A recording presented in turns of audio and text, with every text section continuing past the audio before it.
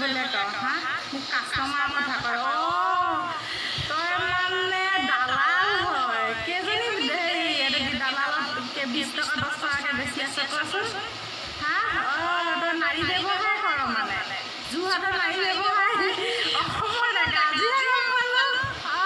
নাৰী ব্যৱসায় কৰ তই মোক সেইকাৰণে 20 টকাত বেছি কৰি আছ নেকি কাষ্টমাৰৰ কথা কৈ আছ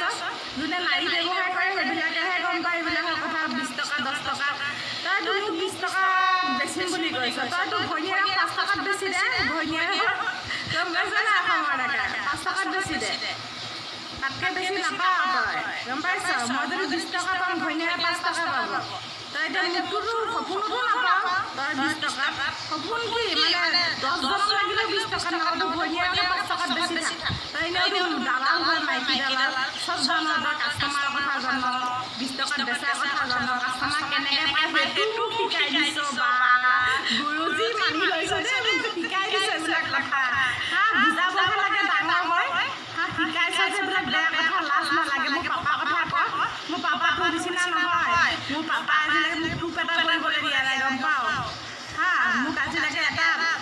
এগছ ফুটা দুগছ কৰিবলৈ দিয়া নাই পেৰে দেহা ঠাণ্ডা কৰাটো বাদেই দে হা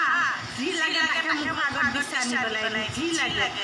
হা তোৰ নিচিনা নহয় অভাৱৰ জীৱন কটোৱা নাৰী ধান্দা কৰা অভাৱতে মিডিল ক্লাছ ফেমিলিতে নাৰী ধান্দা কৰিবলৈ লাগি গ'লি সেইকাৰণে নাৰী ব্যৱসায় কৰ তোৰ ঘৈণীয়েৰকো বেচ মোৰ কথা নাভাব তোৰ ঘৈণীয়েৰ ওচৰতে ঘৈণীয়েৰক বেচ মোৰ কথা সপোনতো নাভাবিয়ে পুবালি গগৈ টকাৰে বিক্ৰী নাযায় এইটো কথা মনত ৰাখ বিয়ে অসম ইণ্ডিয়া যেনে কোনো পইচাই কিনিব নোৱাৰে এতিয়াও হা মোৰ মৰমে কিনিব পাৰিব কোনেও পইচাই কিনিব নোৱাৰে তই যিমান গালি তই যিমান খালী থাকিবি মই তাতকৈ দুগুণ খালী থাকিম ময়ো মনে মনে চলিব নোৱাৰে সেইটো মনত ৰাখিবি গম পাইছ আৰু খালী মই কাইলৈ দি আছোঁ চালা নাৰী ব্যৱসায় কৰ এতিয়াই গম পালোঁ মোক তই অফাৰ দি আছ মানে 20 টকা 10 টকা তাৰপৰা কাষ্টমাৰক অফাৰ দিছ তই এইবোৰ চালা হাৰামজাদা তোৰ মাৰে কি মানে সেইবোৰ জন্ম দিছিলে নেকি তোক